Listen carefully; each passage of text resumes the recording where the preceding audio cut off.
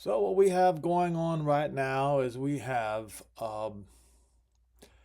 the term, is it bread and circus? That's right, bread and circus.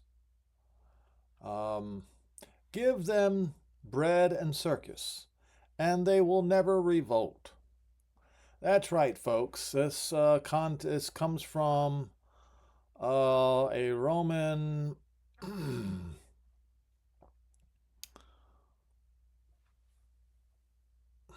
concept,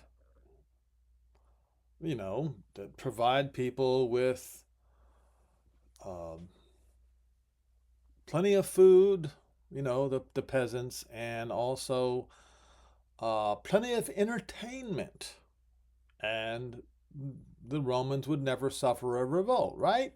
So, what we've got going on today is we have got in the United States of America the World Cup, bread, and circus. Okay?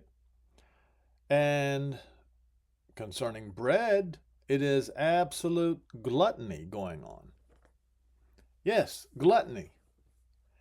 And it gave me, this whole thing has given me a serious sense of foreboding. Because when these things are occurring, what's right around the corner is utter devastation. What do I mean? Well, haven't you heard of the Roaring Twenties? Oh, that's right, most of you folks, haven't been around when I was walking around as a teenager. The Roaring Twenties was a time of excess in the United States of America. What came after the Roaring Twenties? Well, the 1930s, the Great Depression and World War. Okay?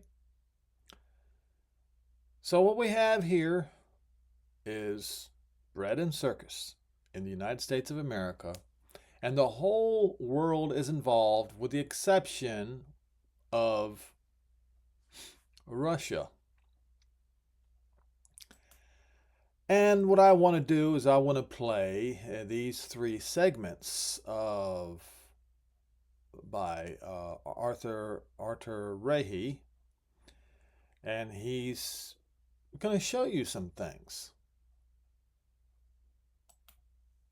Complex in Kiev, which is one of the... Hold on.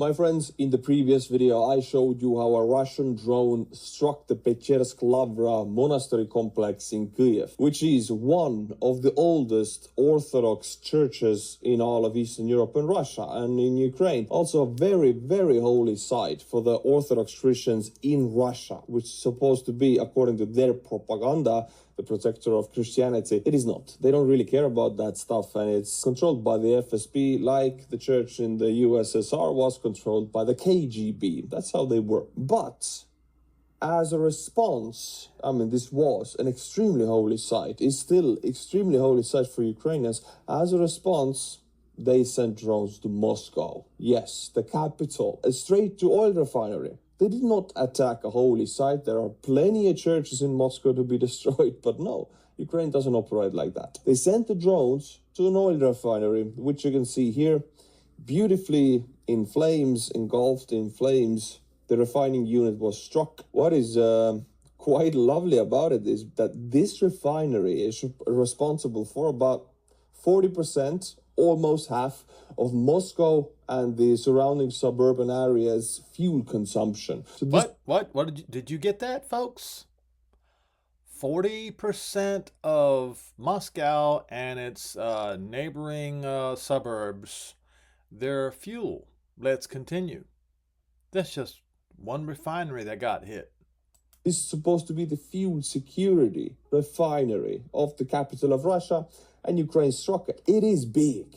11.6 million tons of petroleum products per year, which makes up, 40% of the fuel consumed in the Moscow and Moscow Oblast. We have a lot of beautiful footage since people in Moscow want to film this stuff and post it online.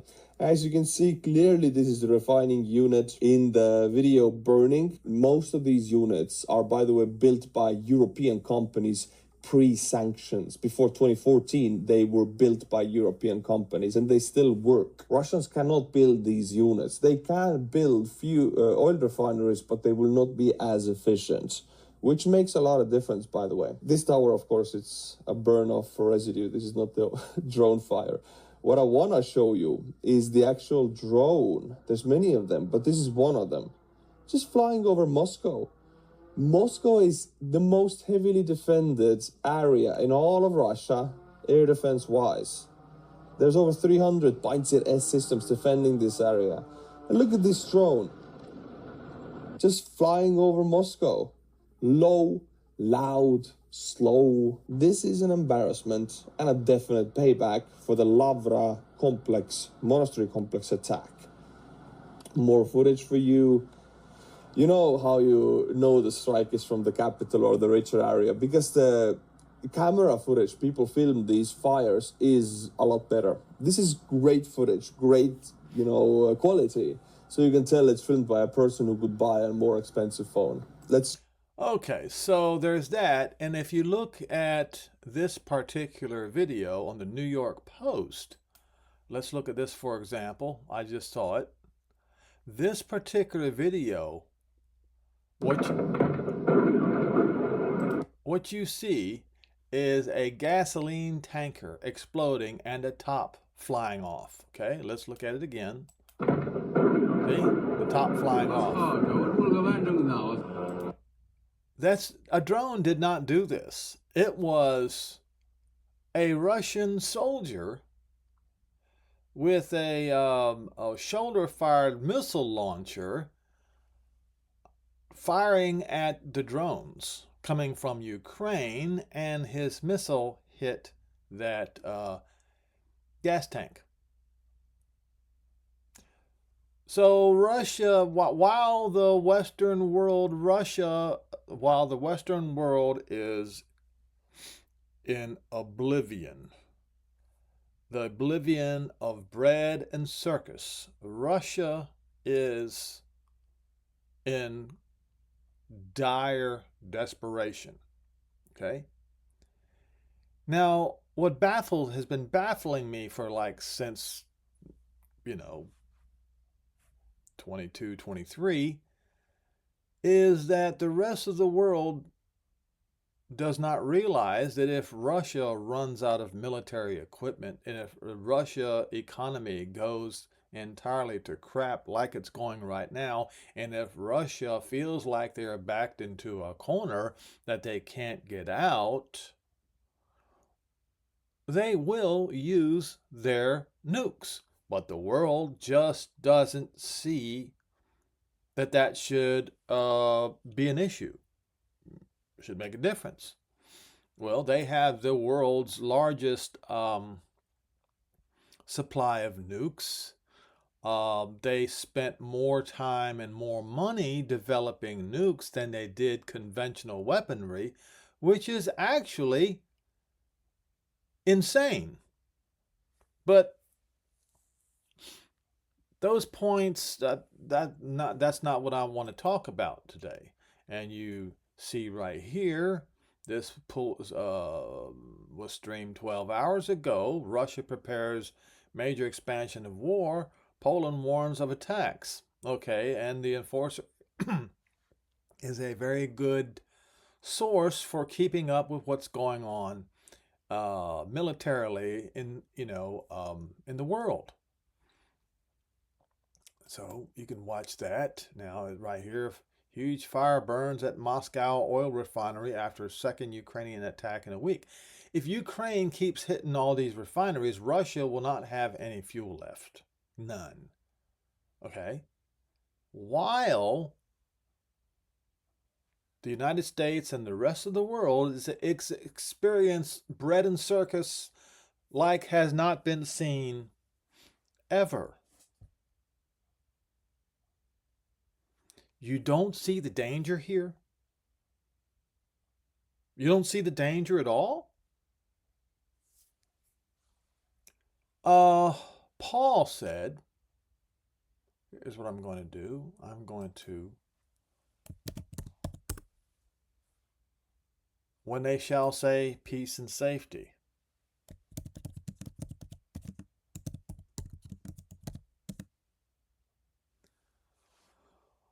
So 1 Thessalonians 5 and verse 3. For when for to say peace and safety, then sudden destruction comes upon them as a travail upon a woman with child, and they shall not escape. What even is that referring to? Well, that's in reference to Luke 21. Let's see if Luke 21.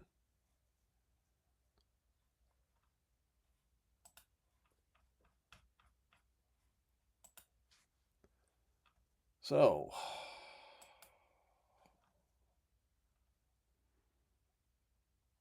it's in reference to after the time of the Gentiles has ended. See, the time of the Gentiles occurred when Jerusalem was encompassed with armies by Vespasian and Titus, the Roman emperor, and his son, 70 CE. And there was great distress in that land, in the land of Israel, and wrath upon the Jews. And they did fall by the edge of the sword, and they were led away captives into all the Gentiles, and Jerusalem was trodden down by the Gentiles. But it says, until the time of the Gentiles is finished. Well, folks, I'm telling you, the time of the Gentiles is as good as finished. And what comes next? After that, and there shall be signs in the sun and the moon and in the stars. What signs? Well, I'll tell you. I'll show you about them. And on the earth, distress upon the Gentiles. Upon the Gentiles.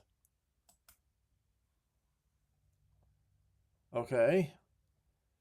With perplexity, the sea and the waves roaring. Why? Because of something that is written in Revelation 9. That's why.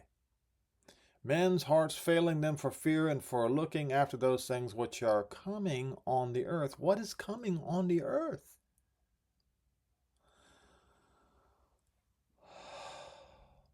We're going to look in Revelation 9.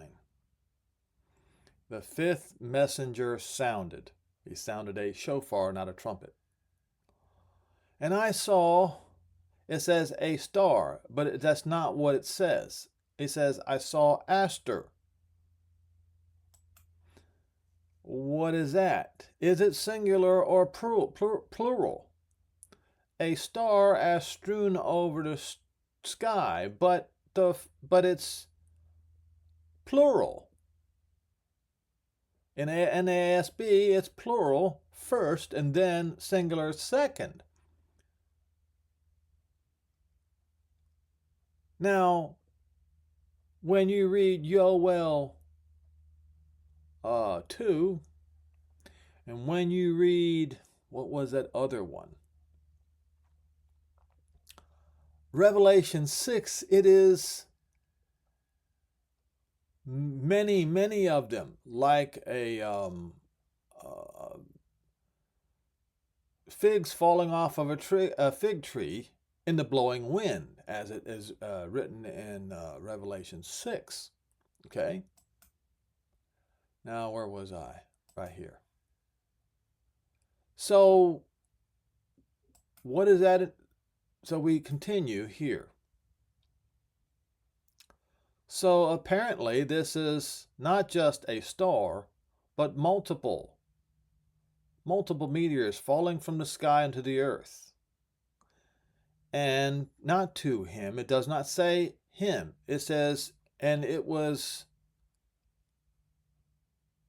says given the key of the abyssos. Now the word abyssos, that is in reference to the Mediterranean Sea, but not just the sea itself, but the abyssal zones. or zone of the Mediterranean Sea. Let me show you.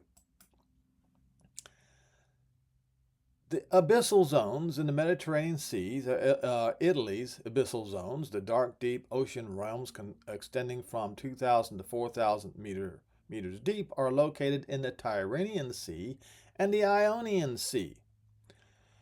Now, you can look those up and you will see that they are on both sides of Italy. The eastern part and the western part. You can look that up.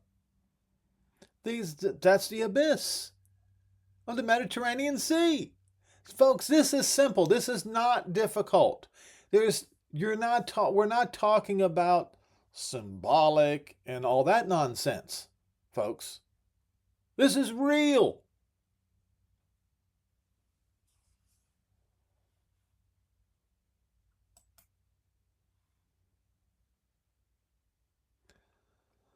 And it does not say he opened. It says the abyss was opened. Now it says bottomless pit, but it's abyssos. And then well, which is water. The water of the abyssal zones of the Mediterranean Sea. When it says opened, but how? What did it do? When there arose a smoke out of the well of the abyssos, out of the water. But what kind of smoke? Well, let's look at vapors of smoke.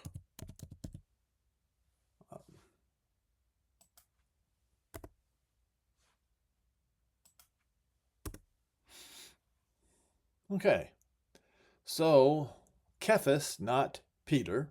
No, his name never was Peter. He is quoting Yoel 2. Yoel 2, that's correct. And I will show wonders in the heavens and the sky and the signs in the earth below, blood and fire and vapor of smoke.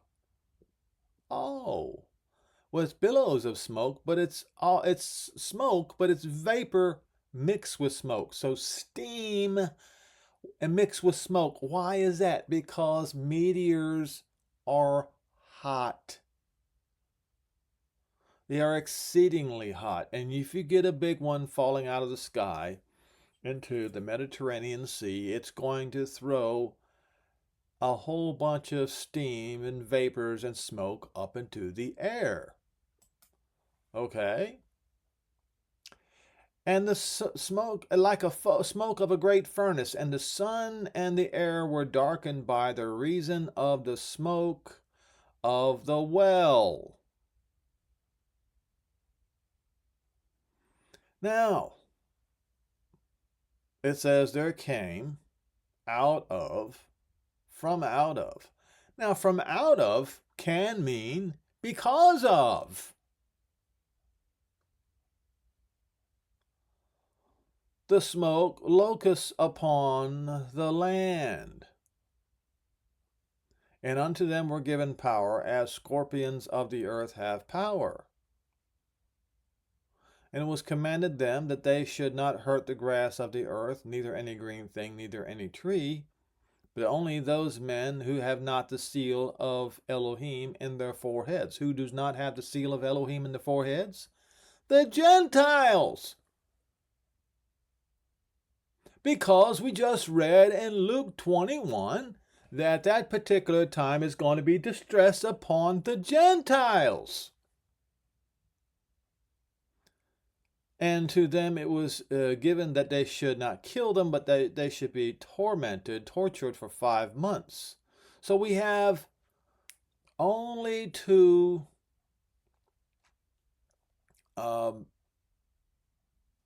portions in the seals, the shofar sounds, and the seven last plagues, where it gives an actual time reference, time stamp, or what you might say, time stamp, or in other words, a point of reference in time. That is the fifth shofar sound and the sixth shofar sound. And that's very important to understand, because this will tell you how many days or how many years worth of food supply you need to stockpile. While all of these people are out there with their bread and circus,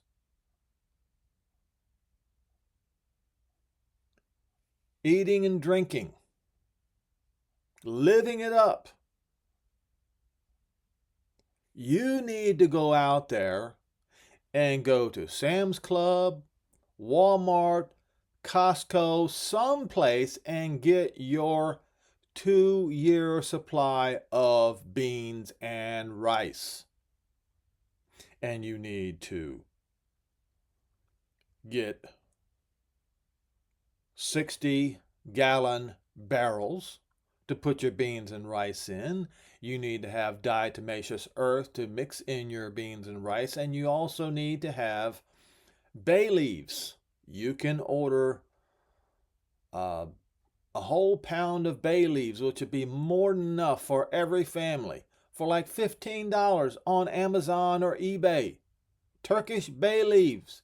Get you some. You have to put that also in your rice and in your beans to keep insects out, to keep worms away. As the torment of a scorpion when he strikes a man. In those days, men shall seek death and shall not find it. Why is that? Folks, you have to understand that the vast majority of the Europeans don't have guns. In other words, it's kind of hard for them to commit suicide. Okay? And this we're talking about in the area of the Mediterranean Sea, which is in Europe. And they shall desire to die, and death shall flee from them. And the shapes of the locusts were like unto horses prepared for battle. On their heads, as it were, what appeared to look like a gold crown. Doesn't necessarily mean that the crown was gold. It's just a reference to a king's gold crown. And you will see that on many helicopters if you look for it. And their faces were like the faces of men. And they had in their hair as the hair of women. And their teeth was as the teeth of lions. We went over this before. And they had breastplates like breastplates of iron. Now you know these were handmade. Now you know these were not animals. No. Breastplate of iron. What looked like breastplate of iron. Could have been steel, could be stainless steel, could be aluminum, whatever. But that's what it appeared to be. Well, locusts and scorpions don't have breastplates of iron. Man-made vehicles do. What did this vehicle sound like? The sound of their wings was like the sound of chariots of many horses running to battle. Well, you know what vehicle sounds like that. There is only one. That's a helicopter. Okay? So, it appears that bread and circus was suddenly over in the Mediterranean Sea because of this great event. Riots in the streets. They had no choice but to use whatever means necessary and keep these people alive, by the way, because if they kill everybody, then what will they have to feed on? You know, they live off the backs of the peasants, right? As the elites do. So they got to keep them alive, just like it says here. Okay? It says down here that they have a tail like a scorpion's tail. Does not say that there are stings in their tail. No, it says there was a sharp point in their tails. Well, well, well, isn't that a helicopter?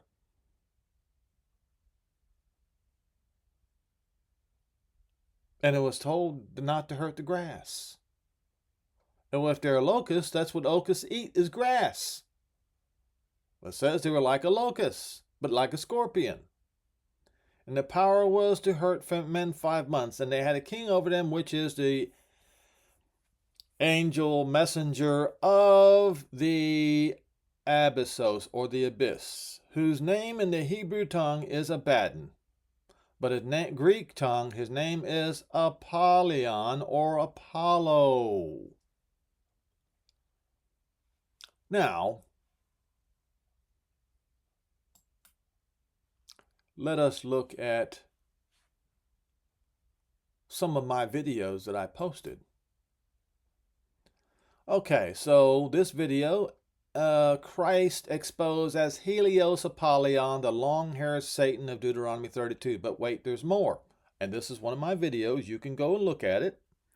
I have timestamps here.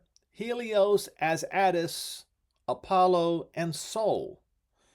In 2 minutes and 46 seconds in, Jesus Christ is identified as Helios in Christian tradition as the Vatican.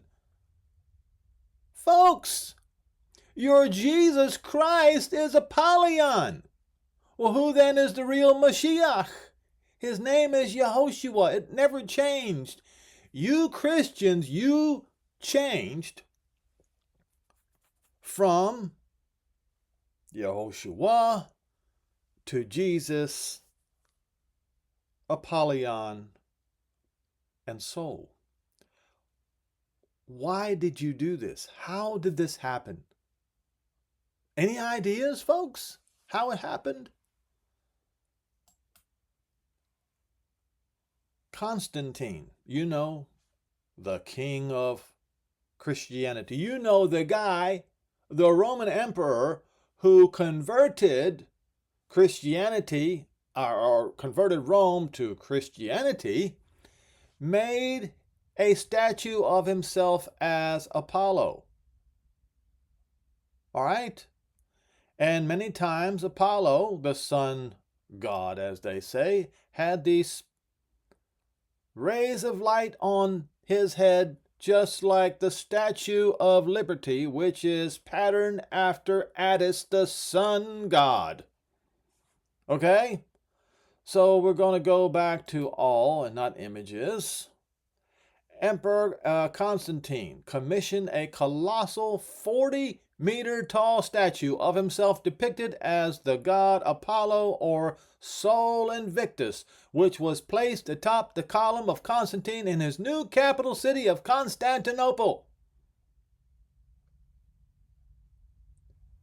It was a giant bronze nude figure featuring Constantine's face, a solar crown of radiating sunbeams, a spear in his left hand and a globe in his right hand, symbolizing universal dominion.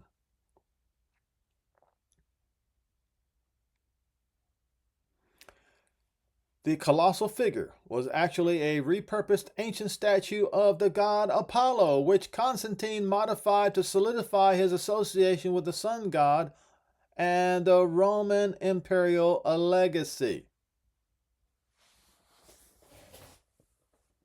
So, they, the people of those, had a king over them, which is the messenger of the abyss, whose name in Hebrew tongue is Abaddon, but in the Greek tongue his name is Apollyon, aka Jesus.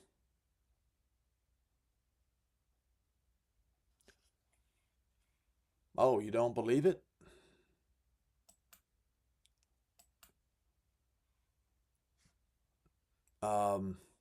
Read, please watch this video.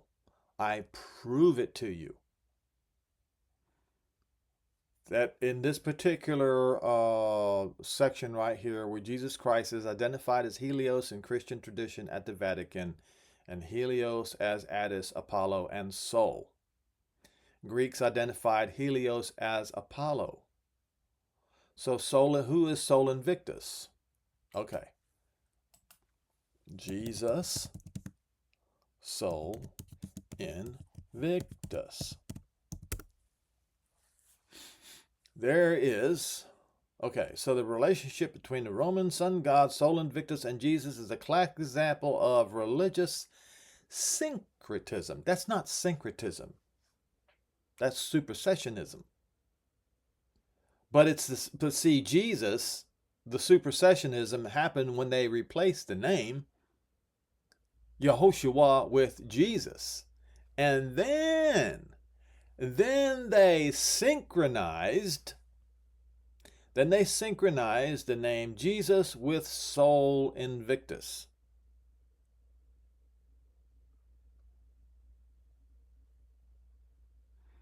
So early Christians, what early Christians? Deliberately adapted the solar imagery, identifying Jesus, as they say, as the light of the world, and decorating Christian tombs with mosaics of Christ driving the sun chariot. So just like Paul warned the Ephesians, just like he warned the Corinthians and others, that as soon as he turned his back, they would race toward paganism.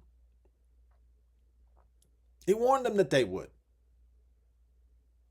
And they did.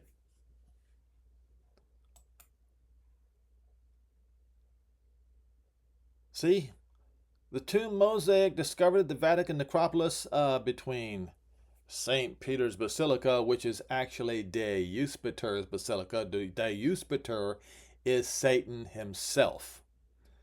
In a late 3rd to 4th century Christian tomb featuring a mosaic of a radiant Christ depicted as Sol Invictus, encircled by a halo riding a chariot. That's Apollyon, folks. I don't care what you say. Now, going back to Revelation 9, if you go down here, and the sixth messenger sounded, and I heard a voice from the four horns of the golden altar which is before Elohim, not God, saying to the sixth messenger, which had the not trumpet but shofar. I don't know why they put trumpet here, and they have it in the Strong's Concordance, but that is incorrect. A trumpet is made out of brass, a shofar is made from a ram's horn, saying, loose the four messengers which are bound in the great river Euphrates. And folks, the great river Euphrates does not have to be dry at this point in time, because at least 4.5 years after this event occurs, we're talking about the drying up of the Euphrates River and the king of Anatolia crossing over it. Oh, it says the east? Well, when you look at Strong's Concordance, it says Anatolia. You know what Anatolia is, right? Turkey. For to slay the third part of men, and the number of the army of the horsemen were not 200,000, but 2. Where it says 200, it's actually 2. You see that, folks? You see what they did here? 2 myriad. Or was it 2 10,000 10,000? So it was either 10,000 plus 10,000 times 2, which was probably correct. So 10,000 and 10,000, which is 20,000 times 2, is 40,000. And I heard a number of them. Now remember, folks, the previous shofar sound with the meteors falling from the sky sends a whole bunch of people into caves and bunkers. Just bear that in mind. And thus I saw the horse in the vision.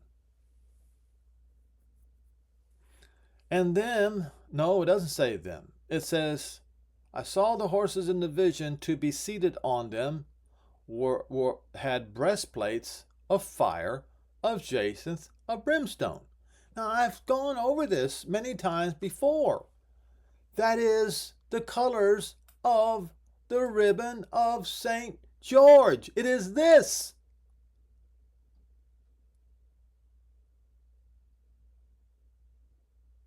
Again, I have the video. It says, name and ribbon of St. George identifies Gog. Because the word George is in fact Gog. You can look that up and figure that out. It's not hard to do. And who wears this? Who has this ribbon of St. George? It is Russia.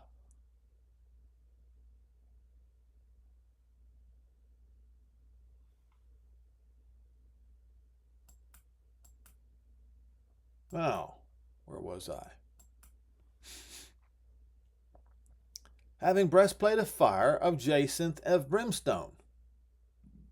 Now, jacinth can either be black and orange or black and yellow. But in this case, with brimstone, it would be black and yellow. Well, you see, before the Orange Revolution in Ukraine, Russia's ribbon of St. George was black and orange, but because of the Orange Revolution, they changed it to black and yellow. So what is this thing? That breastplates of fire of jacinth brimstone is black and yellow with a ribbon of St. George on it. It is the Yars ICBM. Yes, folks, that's it. So, right here, before the Orange Revolution, you see? Let's see about after the Orange Revolution. Let's see if we can find it or get a good picture of it. It's never easy to find a really good picture. Here it is, right here. There we go. So what do we have here? We have the colors of... What do you mean this site can't be reached? What are you doing? All right, we have to do the best we can. We have the red star with the white in the center. That's the color of fire. Okay, check. You have the color of jacinth, black, with brimstone, with the color of yellow. See? Now we do jacinth right here.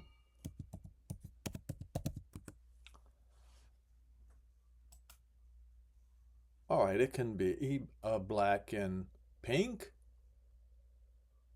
or it can be black and orange and yellow, or it can be black and yellow.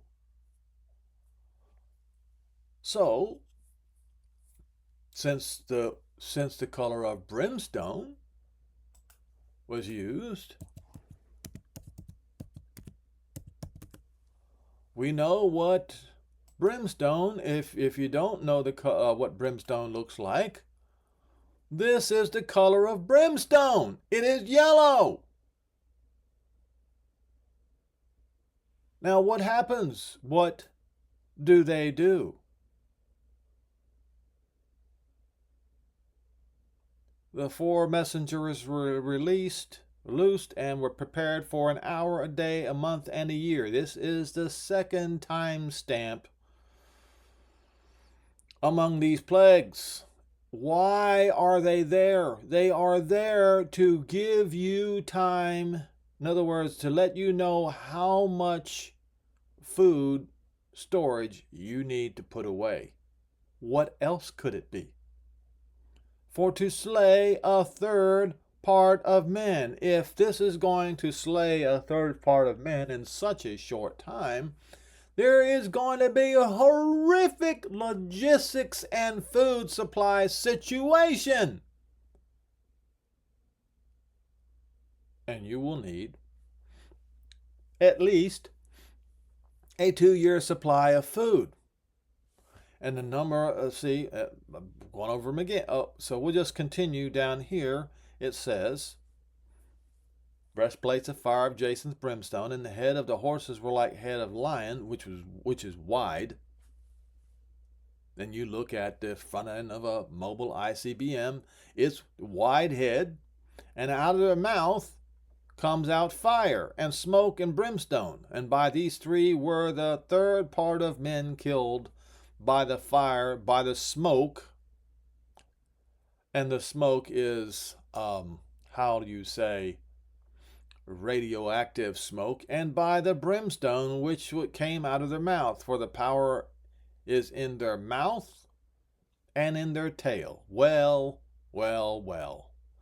All you got to do is look up what a mobile ICBM launcher looks like when its tail is raised up, or when it's erect. Okay? Do they have one here shown here? Probably not, but you could find one. There it is. Okay, so this is a nice way of looking. Okay, this right here, this picture. This is the tail. Now it says something extremely interesting that nobody back in those days would know how to cipher. But it says this: for the power is in their mouth and in their tail. It does not say tails, it says in their tail. For their tail was like unto a serpent, and had head. The tail had a head. What? Had a warhead! And with them they do hurt. Okay?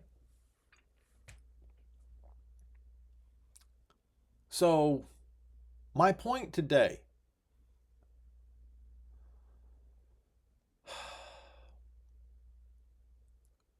beans and rice are extremely cheap, inexpensive.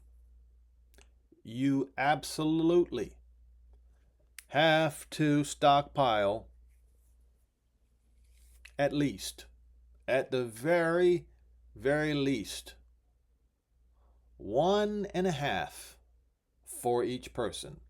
So the 160-gallon barrel needs to be filled with beans, and a half a barrel of rice.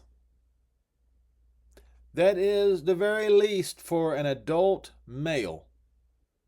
So if you have, well, you just figure out however many members of your family that you have, that's what you've got to have. Now you also have got to live near a flowing water supply, which means you folks out there in the city, you're screwed.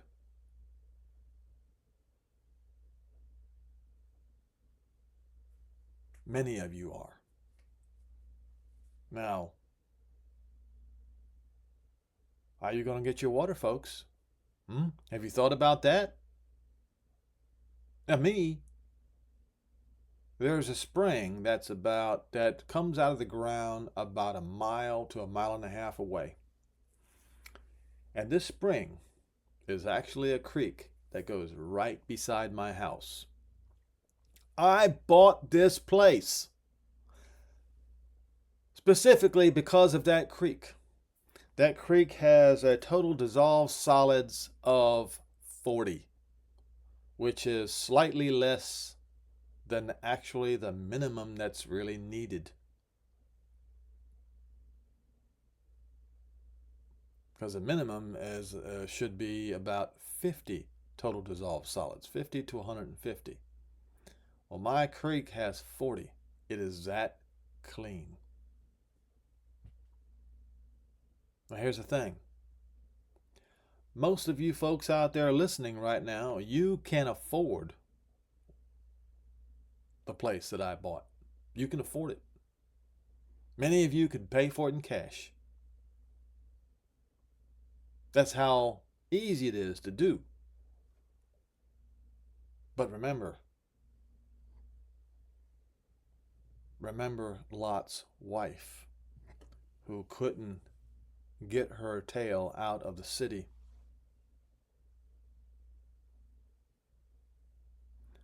because she loved it so much. Um, I just simply, I don't even know how to stress to you folks how critical the situation is. You have the United States, which blankets, covers all of Europe and much of the world with their military to keep them from getting harmed. But the financial situation, the deficits, the debt that the United States is running is unsustainable. And yet we still have bread and circus. What is going on, what's happening to Russia right now, they're losing all of their military supplies. They're losing all of their oil, all their refined gasoline. And next is going to be food. They're going to reach critical mass even before that meteor event occurs. And you're not ready? Why not? Well, the answer is because of bread and circus. That's why.